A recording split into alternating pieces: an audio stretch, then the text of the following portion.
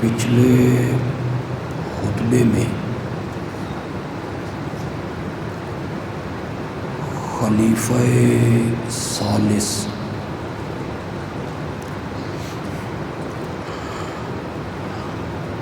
حضرت سیدنا عثمان رضی اللہ تعالی عنہ کی سیرت اور عظمت کے اس پہلو پر گفتگو ہوئی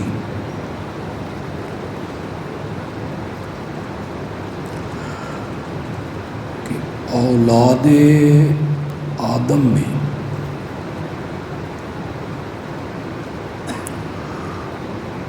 اور نسل انسانی میں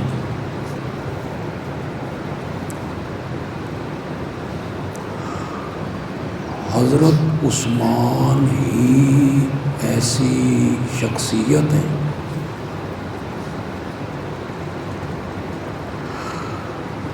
جن کے نکاح میں ایک نبی کی 2 بیٹیاں آئیں۔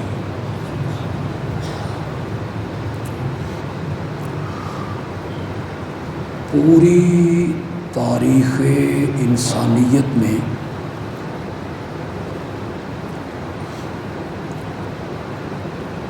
اس شرف میں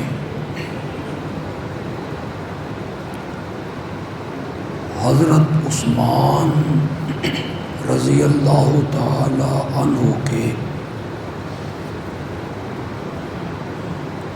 کوئی بھی ہم پلہ اور ہم سر نہیں ہے۔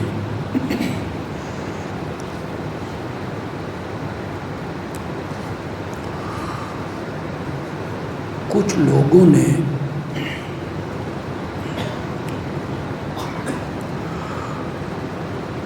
اس وجہ سے نبی اکرم صلی اللہ علیہ وسلم کی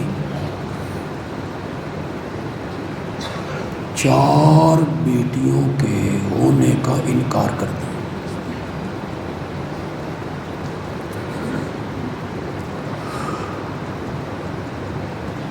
نہ ایک سے زائد بیٹی مانیں گے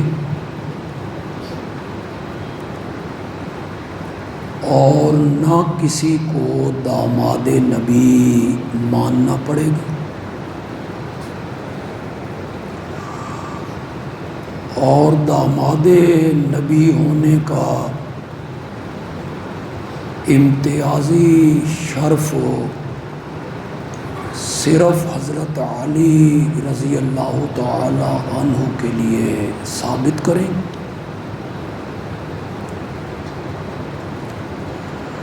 لیکن کسی کے انکار کرنے سے حقیقت کو جھٹلایا نہیں جا سکتا۔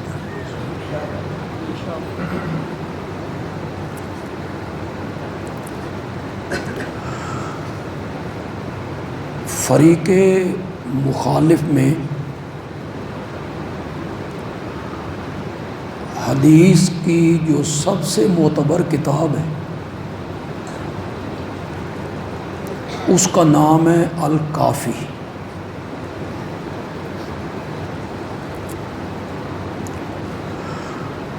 جس حصے میں اصول بیان ہوئے، عقائد، اسے اصول کافی کہتے ہیں، اور جس میں فروع بیان ہوئے، نماز، روزہ، حج، زکوٰۃ، نکاح، طلاق، اسے فروع کافی کہتے ہیں۔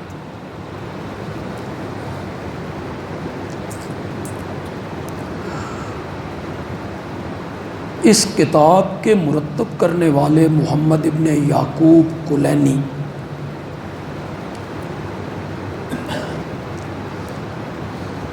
یہ غالباً 3ری صدی کا عالم،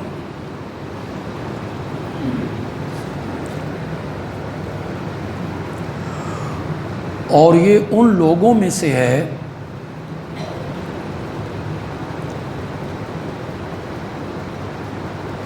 کہ جن کو یہ شرف حاصل ہے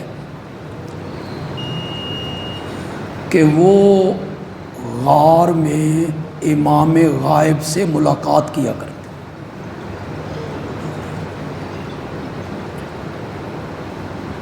انہوں نے یہ کتاب مرتب کر کے 12ویں امام کو پیش کی. 12ویں امام نے اسے پڑھا اور لکھا ھذا کافن لشیعتنا، یہ کتاب ہمارے شیعوں کے لیے کافی. اس وجہ سے اس کا نام پڑ گیا الکافی. یہ ایک علمی بات ہے. اس اصول کافی میں یہ روایت موجود ہے کہ نبی اکرم صلی اللہ علیہ وسلم نے فرمایا اللہ میری زوجہ محترمہ حضرت خدیجہ پہ رحمتیں اتارے جس کے بطن سے اللہ نے مجھے 2 بیٹے عطا کیے اور 4 بیٹیاں عطا کی. کوئی نہ مانے تو اس کی اپنی مرضی. ہاں کسی کو میرے اس حوالے پر شک ہو تو وہ پوچھ سکتا ہے.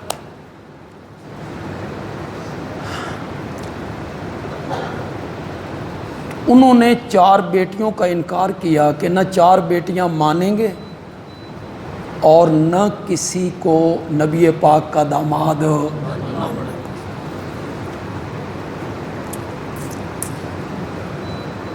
ایک کتاب ہے نہج البلاغت،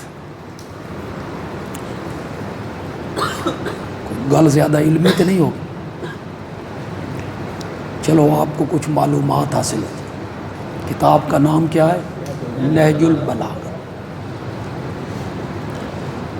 اس میں حضرت علی رضی اللہ تعالیٰ عنہ کے وہ خطوط لکھے ہوئے ہیں جو انہوں نے مختلف اوقات میں اپنے گورنروں کو لکھے، اپنے دوستوں کو لکھے، کئی مومنوں مسلمانوں کو لکھے. اور نہج البلاغت میں حضرت سیدنا علی ابن ابی طالب رضی اللہ تعالیٰ عنہ کے وہ خطبات موجود ہیں جو انہوں نے وقتاً فوقتاً لوگوں کے سامنے بیان کی. بڑی معتبر کتاب، ایسے نہیں ہے کہ کوئی آسانی کے ساتھ اس کا انکار کر دے کہ ہم اسے نہیں مانتے. نہج البلاغت، اس میں حضرت علی نے ایک خط لکھا حضرت عثمان کو رضی اللہ تعالی، جس میں انہوں نے لکھا رائیتا کما رائینا و سمیتا کما سمینا، جو کچھ نبی اکرم صلی اللہ علیہ وسلم کی محفل میں ہم نے دیکھا وہ آپ نے بھی دیکھا. وَسَمِعْتَ كَمَا سَمِعْنَا، جو کچھ ہم نے سنا وہ کچھ آپ نے بھی سنا. آپ نے بھی نبی پاک کی صحبت اٹھائی جس طرح ہم نے صحبت اٹھائی. آپ کی صحبت میں رہے، محفل میں رہے، مجلس میں رہے، ہم بھی رہے، آپ بھی رہے. حضرت ابو بکر اور حضرت عمر رضی اللہ تعالی عنہما یہ دونوں حق کے معاملے میں آپ سے آگے نہیں ہیں. وہ بھی حق پر تھے اور آپ بھی. یہ نہیں ہے کہ وہ حق کے معاملے میں آپ سے آگے تھے. وَأَنْتَ أَقْرَبُ إِلَىٰ رَسُولِ اللَّهِ، اور قرب کا اور رشتہ داری کا جو تعلق نبی اکرم سے آپ کا ہے وہ ابو بکر و عمر کا نہیں ہے۔ رشتہ داری میں حضرت عثمان چوتھی پشت میں نبی پاک سے مل جاتے ہیں، چوتھا دادا دونوں کا ایک ہے، تو بڑے قریب ہو گئے۔ اور حضرت ابو بکر رضی اللہ تعالیٰ عنہ وہ بنو تمیم میں سے ہیں، وہ ساتویں پشت میں جا کے ملتے ہیں، ان کا ساتواں دادا ایک ہے۔ اور حضرت عمر رضی اللہ تعالیٰ عنہ بنو عدی میں سے ہیں، وہ آٹھویں پشت میں جا کے ملتے ہیں۔ حضرت عمر نبی پاک سے نسب کے لحاظ سے آٹھویں پشت میں ملتے ہیں، اور حضرت صدیق اکبر رضی اللہ تعالیٰ عنہ نسب کے اعتبار سے ساتویں پشت میں ملتے ہیں، اور حضرت عثمان نبی پاک سے چوتھی پشت میں ملتے ہیں، جس کی طرف حضرت علی اشارہ کر رہے ہیں، وانتا اقربو، آپ نبی پاک کے زیادہ قریب ہیں رشتہ داری میں، برادری میں۔ اگلی بات سنیے جس کے لیے میں نے سارے الفاظ حضرت علی رضی اللہ تعالیٰ عنہ کے پڑھ دیے۔ حضرت علی کہتے ہیں وَنِلْتَ مِنْ سَحْرِهِ مَا لَمْ يَنَالَا، اور جو دامادی کا تعلق آپ کا نبی پاک سے ہے وہ ابو بکر و عمر کا تعلق نہیں ہے۔ مانا نہ حضرت علی نے کہ حضرت عثمان بھی نبی پاک کے کیا ہیں، وَنِلْتَ مِنْ سَحْرِهِ۔ اگر نہج البلاغت میں یہ عبارت نہ ہو تو پھر تو کوئی بندہ کہے کہ میں نے ممبر پہ غلط بیانی کی۔ وَنِلْتَ مِنْ سَحْرِهِ مَا لَمْ يَنَالَا، تحفۃ العوام تو ہر گھر میں موجود ہے، جیسے ہمارے اہل سنت کے عام گھروں میں بہشتی زیور، تعلیم الاسلام ملتا ہے نا، بچے پڑھتے ہیں، اب تو پتہ نہیں پڑھتے ہیں یا نہیں پڑھتے، موبائل تو پتہ نہیں فرصت لبدی بھی ہے کہ نہیں لبدی، اب تو موبائل ہی موبائل۔ پہلے بچیاں پڑھتی تھی بہشتی زیور، حضرت تھانوی نے لکھا رحمت، اس میں بڑے یعنی مسائل تھے طہارت کے، پاکیزگی کے، نماز کے، وضو کے، غسل کے، خامند کے حقوق کیا ہیں، خامند سے کیسے تعلق رکھنا ہے، ماں باپ سے کیسے رکھنا ہے، یہ ساری چیزیں اس بہشتی زیور میں تھیں۔ اب تو وہ گھروں میں بچیاں اسے سبقن پڑھتی تھی۔ تو تحفۃ العوام اسی طرح ان کے ہر گھر میں موجود ہوتا ہے۔ اب مجھے پتہ نہیں کہ اس تحفۃ العوام میں یہ عبارت کاٹ دی گئی ہے کہ اب بھی موجود ہے، مجھے یہ پتہ نہیں۔ جو پرانا نسخہ ہمارے پاس ہے اس میں یہ عبارت موجود ہے کہ یہاں درود لکھا گیا ہے کہ کس کس پر درود بھیجنا ہے، پڑھنا ہے اور کیسے پڑھنا ہے، تو وہاں ایک درود لکھا گیا، اللہم صلی علی رقیہ بنت محمد وصلی علی ام کلثوم بنت محمد، یا اللہ رقیہ جو محمد کی بیٹی ہے، ام کلثوم جو محمد کی بیٹی ہے، اس پر بھی رحمت نازل ہو۔ یہ تو ہر گھر میں موجود ہے، جہاں حضرت رقیہ کے بارے میں بنت محمد کا لفظ ہے اور حضرت ام کلثوم کے بارے میں بنت محمد کا لفظ۔ یہ میرا موضوع نہیں، میں تو یہ عرض کرنا چاہتا تھا کہ حضرت عثمان رضی اللہ تعالی عنہ کی شخصیت میں دو نور موجود ہیں، کیا کہ ان کے نکاح میں نبی اکرم صلی اللہ علیہ وسلم کی دو بیٹیاں ہیں۔ پہلے حضرت رقیہ سے ان کی شادی ہوئی، پھر ام کلثوم سے ان کی شادی ہوئی۔ یہ دو نور ان میں موجود ہیں۔ میں پچھلے جمعے اس پر بڑی تفصیلی گفتگو کر چکا ہوں۔ دو نور حضرت عثمان میں اور بھی موجود ہیں، جو میں آج کے خطبے میں جتنا وقت بچ گیا ہے، تمہید میں وقت زیادہ خرچ ہو گیا ہے۔ دو نور حضرت عثمان کی ذات میں اس کے علاوہ بھی موجود ہیں۔ ایک نور ہے سخاوت کا اور دوسرا نور ہے شہادت کا۔ اللہ نے ان کی شخصیت میں دونوں نور اکٹھے کیے ہیں، سخاوت بھی اور شہادت۔ دیکھیں، میں نے تو آ کے قرآن پاک کھولا تو یہی آیت میرے سامنے آ گئی جو میں نے خطبے میں تلاوت کی. اس میں اللہ نے کتنے جہاد کا ذکر کیا. جہاد صرف ایک ہے، تلوار اٹھا کے میدان میں آ جانا، اسی کا نام جہاد ہے؟ نہیں، اس کو کہتے ہیں جان کا جہاد، اپنی جان میدان میں لگا دینا.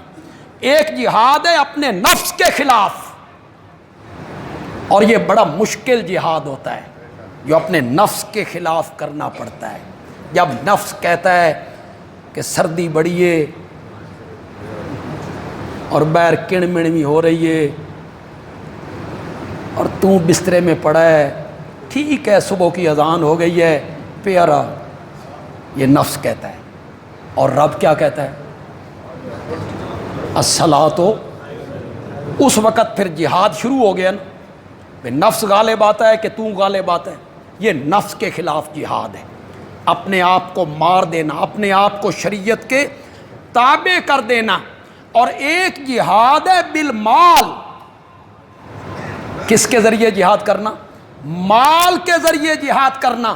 یہاں قرآن نے اس کو ذکر نہیں کیا. الذین آمنوا وہاجروا وجاہدوا فی سبیل اللہ. جو لوگ ایمان لائے، یہ سورۃ توبہ کی آیت نمبر 22 ہے جی. جو لوگ ایمان لائے، جنہوں نے ہجرت کی، اپنا وطن چھوڑا، اپنا شہر چھوڑا، مدینہ آ گئے، وجاہدوا فی سبیل اللہ، اور جنہوں نے جہاد کیا اللہ کی راہ میں، باموالہم. کس کے ذریعے؟ پہلے اموال کا ذکر کیا ہے. مال خرچ نہیں ہوگا، ہتھیار کہاں سے آئیں گے؟ مال خرچ نہیں ہوگا، جنگ کے آلات کہاں سے خریدے جائیں گے؟ مال خرچ کرنا پڑے گا، تب جنگ کی تیاری ہوگی، جہاد کی تیاری ہوگی. پہلے ذکر کیا وجاہدوا فی سبیل اللہ باموالہم وانفسہم. اور جنہوں نے اللہ کی راہ میں جہاد کیا اپنے مالوں کے ذریعے، اپنی جانوں کے ذریعے، اعظم درجۃ عند اللہ. دیکھیں یہ آیت جب اتر رہی تھی، میں تھا،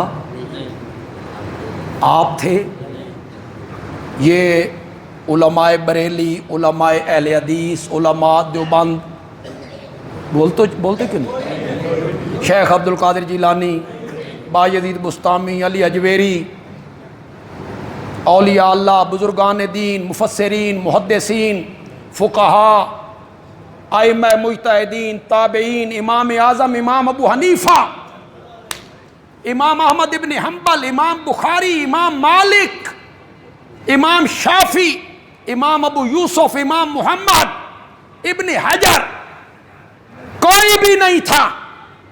جب یہ آیت اتر رہی تھی تو میرے نبی کے یار تھے. یہ اللہ کن کو کہہ رہا ہے؟ آمنو، ہاجرو، جاہدو.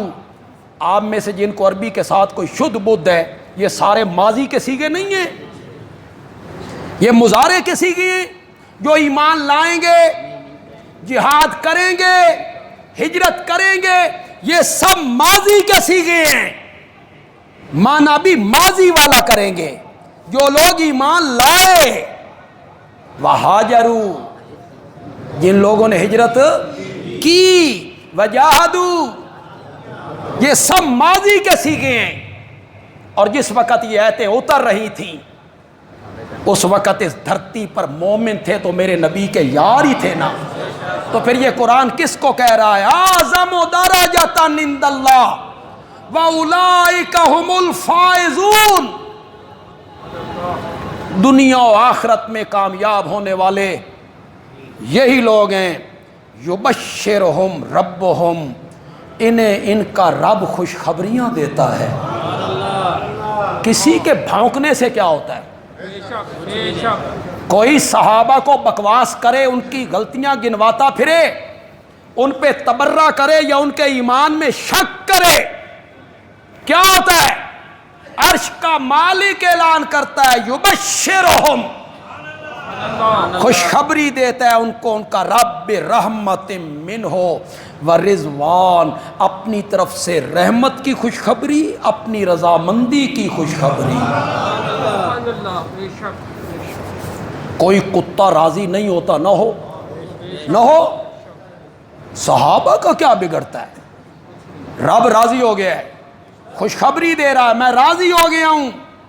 وجنات، خوشخبری دیتا ہے باغات کی، لہم فیہا نعیم مقیم، ان کے لیے ان باغات میں دائمی نعمتیں تیار ہیں، خالدین فیہا۔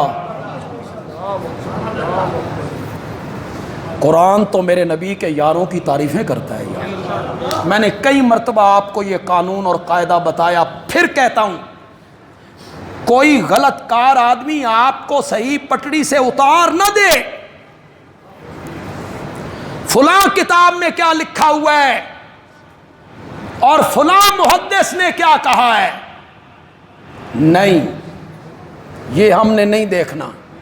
ہم نے یہ دیکھنا ہے کہ صحابہ کے متعلق قرآن میں میرے رب نے کیا کہا، میرا رب کیا کہتا ہے، اس کے مقابلے میں کسی کی کوئی حیثیت نہیں، کسی کی کوئی حیثیت نہیں۔ ایسی بے سر و پا باتیں لوگوں میں مشہور کر دی گئیں، پھر بیچارے لوگ سادہ لا ہوتے ہیں، تحقیق کرتے نہیں ہیں۔ یہ مسلم میں لکھا ہوا ہے، حضرت معاویہ اور ان کے گورنر جمعے کے دن حضرت علی کو سب کرتے تھے، سب، اور مانا کر دیا گالی، کیا دیتے تھے؟ گالیاں دیتے تھے۔ واہ، نبی پاک کے یاروں کی تصویر صحیح پیش کی، یہی تربیت کی تھی میرے نبی نے۔ سچی سچی بات کرو، آج اگر کوئی آدمی ممبر پہ بد زبانی کرتا ہے، کسی کو گالیاں دیتا ہے، تم نہیں کہتے ہو اس دی تربیت صحیح نہیں، اس نو کسی چنگے استاد دے ہاتھ نہیں لگے، تم بھی کہتے ہو تربیت صحیح نہیں۔ ایک دفعہ میں سفر کر رہا تھا، میرے ڈرائیور نے غلطی کی، ادھر سے 72 سیٹر بس آ رہی تھی، اس نے ادھر دیکھا ہی نہیں، مڑ گیا، بڑی مشکل سے کچھ ہم ادھر ہوئے، کچھ بس والے نے کوشش کی تو بس والا کھڑا ہو گیا، اچھا آدمی تھا، آ کے میرے ڈرائیور کو کہتا ہے تیرے استاد دا نام کی ہے؟ بس اس واسطے یہی گل بڑی سی، اس ڈرائیور کے لیے یہی بات کافی تھی، تیرے استاد کا نام کیا ہے بھائی، کس استاد نے تجھے پڑھایا ہے؟ ممبر پہ گالیاں نکالے بندہ۔ یہ نبی پاک نے تربیت کی ہے، جس نبی کے متعلق قرآن کہتا ہے کہ ابھی وہ نبی اس دنیا میں آیا نہیں تھا کہ اس کے تذکرے ہو رہے تھے ابراہیم کی دعاؤں میں، ربنا وبعث فیہم رسولا منہم یتلو علیہم آیاتک ویعلمہم الکتاب والحکمہ ویزکیہم۔ یزکی کسے کہتے ہیں؟ تزکیہ کسے کہتے ہیں؟ وہ ان کا تزکیہ کرے گا، چنگا تزکیہ کیتا بھائی، ممبر تے گالاں کڈو۔ سب کا معنی گالی نہیں ہوتا، شتم کا معنی گالی ہوتا ہے۔ اب کون پڑھا ان کالج اور یونیورسٹی کو پڑھے ہوئے نوجوانوں کو، وہ سنتے ہیں، وہ کہتے ہیں ہاں معاویہ گالیاں دیتے تھے، انہیں کون پڑھا ہے کہ سب کا معنی گالی نہیں ہوتا، شتم کا معنی گالی ہوتا ہے۔ سب کا معنی ہوتا ہے کسی کے رویے پر تنقید کرنا، اور ایک صحابی دوسرے صحابی پر تنقید کر سکتا ہے، میں اور تو صحابی پہ تنقید نہیں کر سکتے، ہم نہیں کر سکتے، وہ بھی صحابی وہ بھی صحابی، دونوں صحابی آپس میں تنقید کر سکتے ہیں۔ سب کا لفظ آیا، مانا گالی کیا، لوگوں نے کانوں کو ہاتھ لگایا، اچھا معاویہ ایڈا بھیڑا سی، ممبر پہ گالیاں نکالتا۔ حضرت معاویہ رضی اللہ تعالیٰ جس دور میں خلیفہ بنے، آپ کو یہ پتہ ہے اس سے پہلے آپ کو کسی نے بتایا 55,000 صحابہ نے معاویہ کے ہاتھ پر بیعت کی تھی. کتنے؟ یعنی صحابہ موجود ہوتے تھے، صحابہ موجود ہوتے تھے. آپ سارے مل کر بھی ایک صحابی کی پاؤں میں پہنی ہوئی جوتی کا بھی مقابلہ نہیں کر سکتے. ایمان میں، عمل میں، تقوی میں، کسی چیز میں.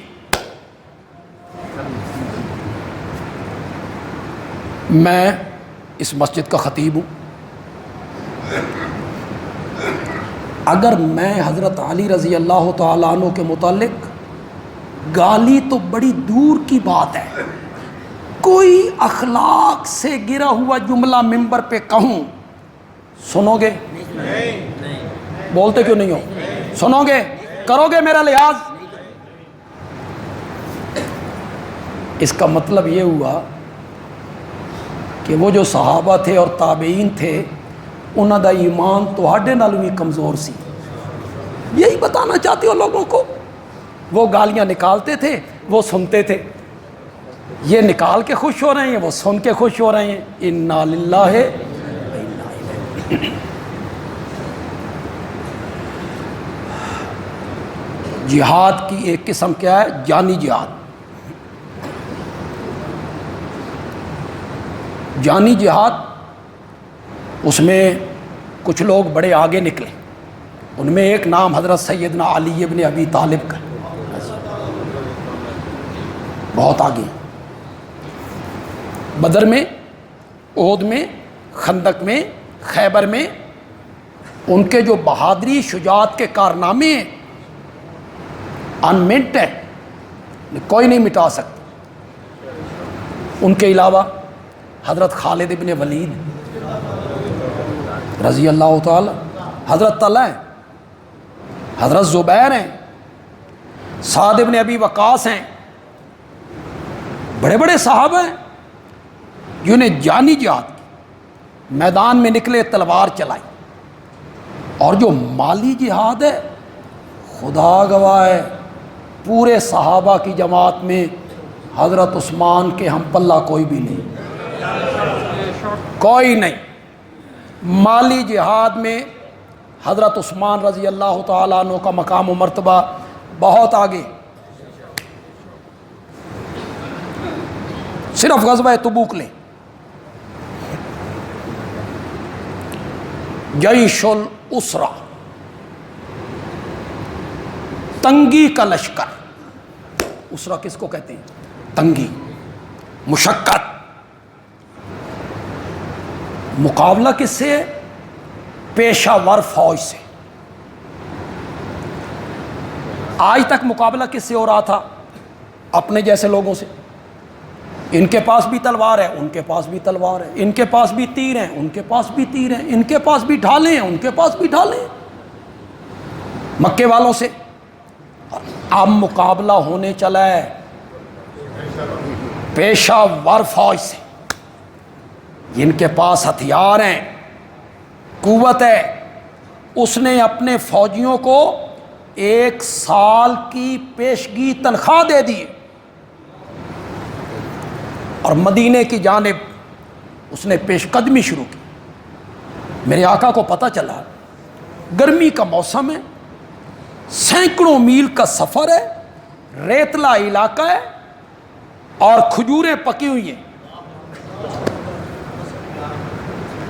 یہ جو کھجوریں پکی ہوئی ہیں، یہ میں نے کیوں کہا؟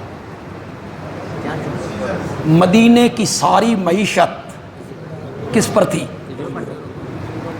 اسے اتاریں گے، بیچیں گے، اگلا سال گزاریں گے. کہتے جٹا نو پوچھو نا جدا کنک پک دیئے تھا، ذمہ داروں سے پوچھو. اس وقت ذمہ دار کہتے ہیں ہن تا سونے دی کڑی بھی نہیں چاہیے، سونے کا می بھی نہیں چاہیے یا پک رہی.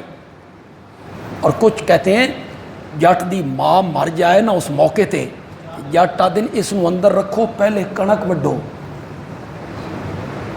وہ خراب ہو گئی تو معیشت خراب ہو جائے. اور جو آپ تنخواہ دار لوگ ہیں، مجھے بتانے کی کوئی ضرورت نہیں ہے مہینے کی آخری تاریخوں میں آپ کا کیا حال ہوتا ہے. اگلی تنخواہ ملی نہیں، پچھلی کیا ہو گئی. ایسا جمعے دی جھولی بھی پتہ لگ جاتا. آخری مہینے کی جھولی اور ہوتی ہے، شروع کے مہینے کی جھولی اور. تاجر تنخواہ دار طبقے کے پاس پیسہ نہیں رہتا.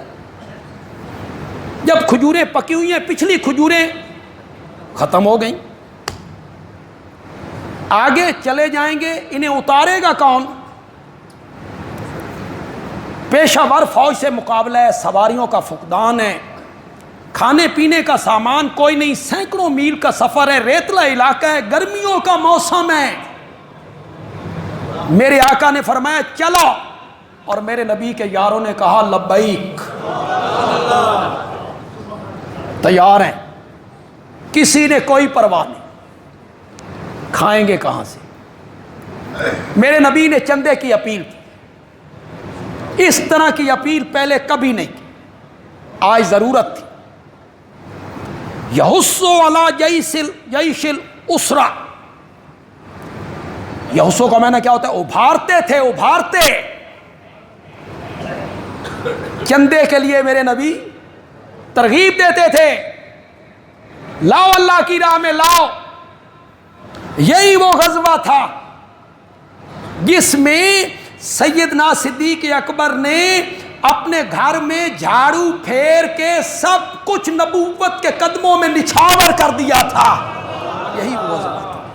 تمہیں شرم نہیں آتی یہ کہتے ہوئے یہ مفاد پرست لوگ تھے، حکومت کے متمنی لوگ تھے، اس لیے میرے نبی کے ساتھ ملے تھے.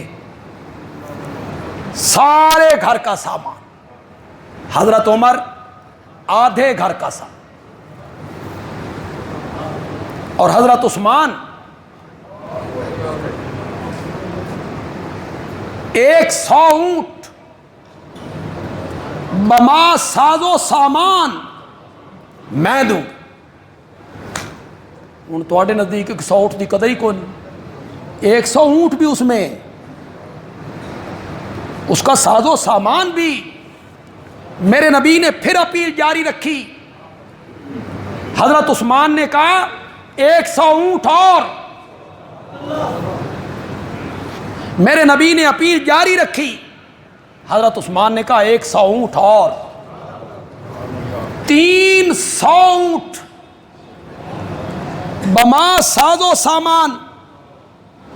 اور ایک تاریخی روایت پہ اعتبار کر لوں تو حضرت عثمان نے کہا یا رسول اللہ لشکر کی تعداد کتنی ہے؟ فرمایا 30,000. حضرت عثمان نے کہا تیسرے حصے لشکر کا سارا ساز و سامان میں دوں گا. 10,000 آدمیوں کا ساز و سامان. اللہ نے دولت دی، اسے خرچ کس طرح کیا جائے. دولت کوئی بری چیز نہیں، مال کوئی برا نہیں ہے. نا نعم المال الصالح. ترجمہ کروں کہ سمجھ گیا؟ المال الصالح معلوم ہوتا ہے مال بھی کبھی کبھی صالح ہوتا ہے. نعم المال الصالح للرجل الصالح. اچھا مال اچھے لوگوں کو اللہ عطا کرتا ہے. مال بری چیز نہیں ہے، نعمت ہے. دنیا، اچھا مکان، گاڑی، گھر کے ساز و سامان کوئی بری نہیں ہے. شرط ایک ہے،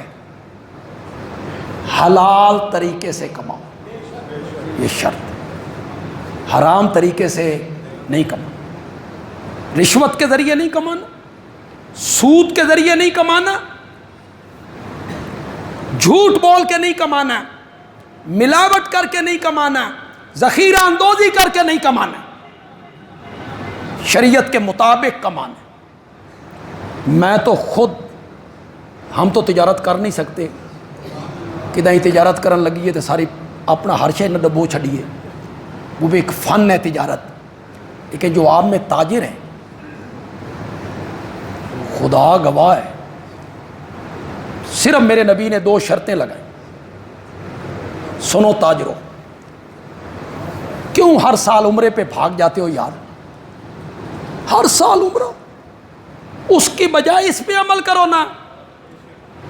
عمرہ کر کے تمہیں وہ مرتبہ نہیں مل سکتا، حج کر کے بھی نہیں مل سکتا، تہجد پڑھ کے بھی نہیں مل سکتا، 500 دانے کی تسبیح پھیر کے بھی نہیں مل سکتا، 100 لڑکیوں کی شادیاں کروا کے بھی نہیں مل سکتا، وہ مرتبہ نہیں مل سکتا. صرف 2 شرطیں لگائی ہیں میرے نبی نے. التاجر الصدوق الامین، سچا تاجر، الامین. اب میں یار اس پر بھی روشنی ڈالوں، سچا تاجر کون ہوتا ہے؟ اپنے ضمیر سے پوچھو. کبھی کبھی اس سے بھی فتوے پوچھا کرو. ساڈے کول پوچھتے ہو، مفتی صاحب سے پوچھتے ہو، کبھی کبھی اس سے بھی فتویٰ پوچھا کرو. خدا دی قسم ہے، اس تو وڈا مفتی کوئی نہیں.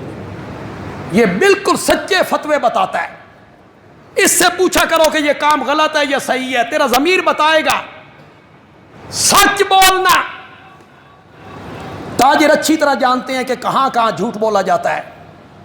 امانت، تاجر جانتے ہیں کہ کہاں کہاں خیانت ہوتی ہے. تاجروں، 2 صفتیں اپنے اندر پیدا کر لو. میرے آقا نے فرمایا سچا اور امانت دار تاجر قیامت کے دن اٹھایا جائے گا مان نبیین. اللہ اکبر، اللہ اکبر. کن کے ساتھ؟ عمرے کر کے نہیں ملنا یہ شرف. عمرہ کریں گے تو آپ کو اللہ نبیوں کے ساتھ اٹھا دے، قطعاً نہیں. یہ غلط کمائیاں کر کے جو عمرے پہ چلے جاتے ہو، غلط کمائیاں کر کے بچوں کو لے کر چلے جاتے ہو اور 20-20 لاکھ 25-25 لاکھ 30-30 لاکھ خرچ کر کے آ جاتے ہو. وہی حلال طریقے سے کماؤ نا، تھوڑا کماؤ، حلال طریقے سے کماؤ. سچا تاجر قیامت کے دن مان نبیین والصدیقین. کن کے ساتھ کھڑا ہوگا؟ نبیوں کے ساتھ کھڑا. تجارت تو بڑا اچھا پیش ہے، اس کے ذریعے جو حلال طریقے سے مال کمایا جائے نعمت ہے، نعمت، رحمت ہے رب کی، جس کو دے دے. لیکن کماؤ حلال طریقے سے، اور جن جن لوگوں کے اس مال پر حق ہیں وہ حق بھی ادا کرو. اس میں ایک زکوٰۃ ہے. بڑا حق کیا ہے؟ زکوٰۃ. کتنی دفعہ میں نے اپنے مقتدیوں کو سمجھایا یار، کئی مرتبہ کہا، مان کے کو نہیں دیتا. کس طرح نکالتے ہو یار زکوٰۃ؟ کس تاریخ کو نکالتے ہو زکوٰۃ؟ جب بندہ صاحب نصاب ہو جائے، اتنے پیسے آ جائیں جس پر زکوٰۃ لاگو ہو جاتی ہے، اس پر سال گزر جائے، جس تاریخ کو پیسے آئے تھے وہ تاریخ دوبارہ آئے تو زکوٰۃ کیا ہو جائے گی؟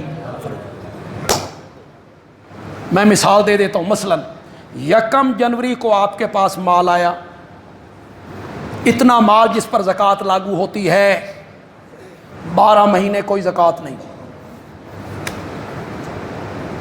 اگلے سال 1 جنوری آئے گی تو جتنا مال تیرے پاس اس دن ہوگا نا، اس پر کیا ہوگی؟ 31 دسمبر کا کوئی اعتبار نہیں نا، 2 جنوری کا بھی کوئی اعتبار نہیں. 1 جنوری، 2 جنوری کو تیرے پاس کروڑ روپے آ جائے، اس کی زکوٰۃ اب اگلے سال 1 جنوری کو ہوگی. 31 دسمبر کو تو نے 50 لاکھ کہیں خرچ کر دیے تو 1 جنوری کو اس 50 لاکھ کی زکوٰۃ کوئی نہیں. بڑا آسان سا فارمولہ ہے، لوگ اس پہ عمل نہیں کرتے. اب آپ کو تو یہ پتہ نہیں کہ آپ صاحب نصاب کب ہوئے، کوئی پتہ نہیں. آپ مجھے خود پتہ نہیں تو آپ کو کیا پتہ ہوگا. کوئی پتہ نہیں کہ ہم صاحب نصاب کب ہوئے. اس کا ایک طریقہ میں آپ کو بتا دوں. ایک تاریخ متعین کر لیجیے، میں نے خود کی ہوئی. اس تاریخ کو میں اپنے زکوٰۃ کا حساب کروں. مثلا آپ 10 رمضان اپنے ذہن میں رکھ لیں، مثلا، یا 15 رمضان اپنے ذہن میں رکھ لیں، یا 1 رمضان اپنے ذہن میں رکھ لیں کہ میں 1 رمضان کو حساب کروں گا، یا میں 10 رمضان کو حساب کروں گا ہر سال. 9 رمضان کا کوئی اعتبار نہیں آپ کے پاس کتنا ہے کتنا نہیں. 11 رمضان کا بھی کوئی اعتبار نہیں کتنا آگے ہے کتنا چلا گیا ہے کوئی نہیں. حساب کس دن کا ہوگا؟ 10 تاریخ 10 رمضان کو آپ کے پاس جو کچھ ہے نا اس پر زکوٰۃ آ جائے. تو یہ بڑا آسان طریقہ ہے. اس طرح اپنے ذہن میں ایک تاریخ متعین کر لیں. ایک دن پہلے کا بھی کوئی اعتبار نہیں، ایک دن بعد کا بھی. مال کوئی بری چیز نہیں ہے بشرطے کہ اسے حلال طریقے سے کمایا جائے، اور بشرطے کہ اس مال میں جو حقوق ہیں لوگوں کے، غریبوں کے، محتاجوں کے، مسکینوں کے، یتیموں کے، پڑوسیوں کے، برادری کے، وہ حقوق کیا کیے جائیں؟ پورے کیے. حضرت عثمان کے پاس بھی مال تھا. حضرت عبد الرحمن ابن عوف کے گھر میں سونے کی اینٹیں جڑی ہوئی ہوتی تھی. پیسہ تھا، حلال طریقے سے آئے، کوئی اسے خرچ صحیح طریقے سے کیا. حضرت عثمان نے تیسرے حصے لشکر کا سامان فراہم کیا. میرے آقا نے فرمایا ما ضر عثمان ما عامل بعد اليوم، ما ضر عثمان ما عامل بعد اليوم. آج کے بعد عثمان جو کچھ بھی کرتا رہے رب نے اس سے حساب ہی کوئی نہیں لینا ہے. اسے کوئی چیز نقصان نہیں پہنچا سکتی. پھر حضرت عثمان، پھر میرے نبی نے نقدی کی اپیل کی، نقد لاؤ. حضرت عثمان گئے، 1000 دینار سونے کے ہوتے ہیں، 1000 دینار وہ لے آئے، میرے نبی کی جھولی میں ڈالے. ترمذی کی روایت ہے غالباً میرے نبی اس جھولی کو ہلا رہے ہیں، وہ دینار آپس میں بجتے ہیں، ان میں آواز پیدا ہوتی ہے، اور میرے نبی کہتے ہیں ما ضر عثمان ما عمل بعد اليوم. آج کے بعد عثمان جو کچھ بھی کرتا رہے رب نے اس سے حساب نہیں لینا. بندیالوی کہتا ہے میرے آقا نے کسی صحابی کے متعلق یہ جملے ارشاد نہیں فرمائے جو جملے میرے آقا نے حضرت عثمان کے لیے ارشاد فرمائے تھے. کسی کے لیے ارشاد نہیں فرمائے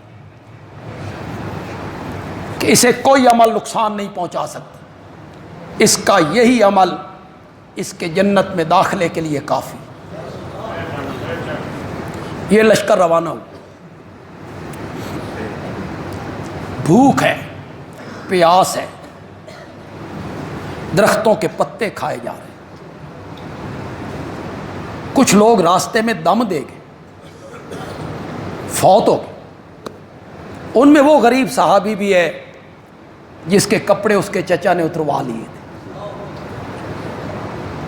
اور وہ 2 کمبل اوڑھ کے میرے نبی کی خدمت میں آ گئے. چچا مشرک تھا، باپ مر گیا تھا.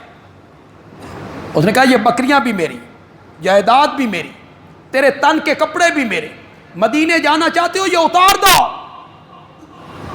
ماں نے ایک کمبل دیا، ایک باندھ لیا، ایک لپیٹ لی، میرے آقا کی خدمت میں آیا۔ آپ نے فرمایا کیا نام ہے؟ اس نے کہا عبد العزیٰ۔ عزیٰ فقیرنی کا بندہ۔ وضاحت کروں کہ سمجھ گیا ہو؟ کو نہیں سمجھ؟ عبد العزیٰ جیسے ہمارے یہاں پیرا دتا، امام بخش ہے نا نام، میرا بخش، امام بخش، نا بخشنے والا کون ہے؟ اللہ بخش، خدا بخش، وہ نام رکھتے تھے عبد العزیٰ، عزیٰ فقیرنی کا بندہ۔ میرے آقا نے فرمایا عبد العزیٰ نہیں عبداللہ۔ کیا نام رکھا؟ عبداللہ۔ یہ صفہ میں شامل ہو گئے، طالب علم بن گئے، قرآن ذرا اونچی آواز سے پڑھتے ہیں۔ حضرت عمر اسے ناراض ہوتے ہیں، بھئی لوگ نماز پڑھ دے پہلے تو اونچی آواز نال قرآن شروع کی۔ ایک دن حضرت عمر ذرا جلال میں آئے، میرے آقا نے فرمایا عمر اسے کچھ نہ کہو، یہ رب کے رستے میں بہت ستایا ہوا، اس کے کپڑے بھی اس کے چچا نے اتروا لیے تھے، یہ 2 کمبل پہن کے ہمارے پاس۔ یہ اس غزوہ تبوک میں میرے آقا کی خدمت میں آ کے کہتا ہے یا رسول اللہ دعا کرو اللہ مجھے شہادت کی موت دے۔ آپ نے فرمایا درخت کا چھلکا اتار کے لاؤ۔ یہ درخت کا چھلکا اتار کے لایا، آپ نے اس کے بازو پہ باندھا اور باندھ کے کہا مولا میں عبداللہ کا خون کافروں پہ حرام قرار دیتا۔ یہ رونے لگ گیا، یا رسول اللہ میں شہادت کی دعا کروانے کے لیے آیا تھا، آپ نے الٹا یہ فرما دیا۔ آپ نے فرمایا دیکھو جو رب کے رستے میں نکلے اور اسے طبعی موت آ جائے اللہ اسے بھی شہادت کا درجہ عطا کر دیتا۔ پھر اس سفر میں بھوک تھی، پیاس تھی، گرمی ہے، شدت ہے، عبداللہ بیمار ہو گیا۔ یہ کیسی موت تھی جس پر آج زندگیاں بھی قربان ہو رہی ہیں۔ نبی پاک کی جھولی میں سر ہے عبداللہ کا، اور آنکھیں نبوت کے چہرے پہ لگی ہوئی ہیں، دیکھ رہا ہے۔ پتہ جملہ آپ کو پسند آئے نہ آئے، پھر میرے نبی کی پوری تصویر کو اپنی آنکھوں میں بند کر کے عبداللہ رب کے پاس پہنچ گیا، فوت ہو گیا۔ رات کے وقت تدفین ہوئی۔ قبر کھودنے والے کون ہیں؟ قبر کھودنے والے وہ ہیں کہ جنت کی حوریں اپنی آنکھیں ان کے قدموں کے ساتھ ملنے میں فخر محسوس کرتی ہیں۔ میرے نبی کے یار وہ قبر کھودنے والے۔ میرے آقا تشریف لائے، جب اسے غسل دیا گیا تو میرے آقا نے کفن کے لیے اپنی چادر اتار کے دے دی، اس میں کفن دو۔ میں کہتا ہوں جو عبداللہ نبی پاک کی محبت میں مست ہو کر تن کے کپڑوں سے محروم ہو گیا تھا، اس کے لیے کفن بھی اتنا اعلیٰ ہونا چاہیے تھا۔ نبوت کی چادر اس کا کفن بننی چاہیے تھی، نبوت کی چادر میں اس کو کفنایا گیا۔ پھر جب دفن کرنے کے لیے صحابہ قبر میں اترے نا، میرے نبی نے فرمایا باہر آ جاؤ۔ میرے نبی خود اترے، خود اترے، اس قبر میں لیٹے، فرمایا ادبن الی اخیکم، اپنے بھائی کو میرے حوالے کرو۔ صحابہ نے نبوت کے ہاتھوں میں عبداللہ کو دیا، آپ نے لٹایا، ماتھے کو بوسہ دیا، اور آسمان کی طرف چہرہ اٹھا کے میرے نبی نے کہا مولا میں آج تک عبداللہ سے راضی ہوں، تو بھی راضی ہو جا۔ حضرت عمر کی چیخیں نکل گئیں، حضرت عبداللہ ابن مسعود کی چیخیں نکل گئیں، عبداللہ کاش تیری جگہ پہ آج ہماری میت ہوتی کہ کائنات کا سرتاج خود قبر میں اترتا اور یہ جملے کہہ دیتا، مولا میں آج تک عبداللہ سے راضی ہوں، میرے مولا تو بھی راضی ہو۔ جب زاد راہ ختم ہو گیا، حضرت عثمان کو پتہ چلا تو حضرت عثمان نے اپنے کارندے قریبی گاؤں میں بھیجے اور مختلف گاؤں سے زاد راہ کو اکٹھا کیا۔ کھجوریں تھیں، بکریاں تھیں، بھیڑیں تھیں، جو کھانے پینے کا سامان تھا وہ لے کے وہاں پہنچے۔ نبی پاک کو پتہ چلا تو آپ نے فرمایا مولا میں عثمان سے راضی ہو گیا ہوں، تو بھی راضی ہو جا۔ میں عثمان سے راضی ہو گیا ہوں، تو بھی راضی ہو۔ حضرت عثمان میں دو نور اللہ نے جمع کیے تھے، ایک سخاوت کا نور جمع کیا تھا اور ایک شہادت کا نور جمع کیا تھا۔ اللہ نے انہیں موت بھی دی تو کون سی موت دی؟ اور ان کی شہادت کی پیشن گوئی بھی کی۔ نبی اکرم صلی اللہ علیہ وسلم پہاڑ پہ ہیں، حضرت ابوبکر ہیں، حضرت عمر ہیں، حضرت عثمان ہیں، پہاڑ ہلنے لگ گیا۔ لوگ کہتے ہیں زلزلہ آنے لگ گیا، میں نے کہا نہیں، خوشی سے جھومنے لگ گیا کہ مجھ پر کن کے قدم آ گئے ہیں۔ میرے نبی نے فرمایا اسکن، ٹھہر جا، علیک نبی و صدیقن و شہیدان، آج تجھ پر ایک اللہ کا نبی آیا ہے، ایک صدیق آیا ہے، دو شہید آئے ہیں۔ تو میرے نبی نے پیشن گوئی بھی کر دی تھی کہ انہیں موت آئے گی تو شہادت کی آئے گی۔ اللہ تعالیٰ عمل کی توفیق عطا فرمائے۔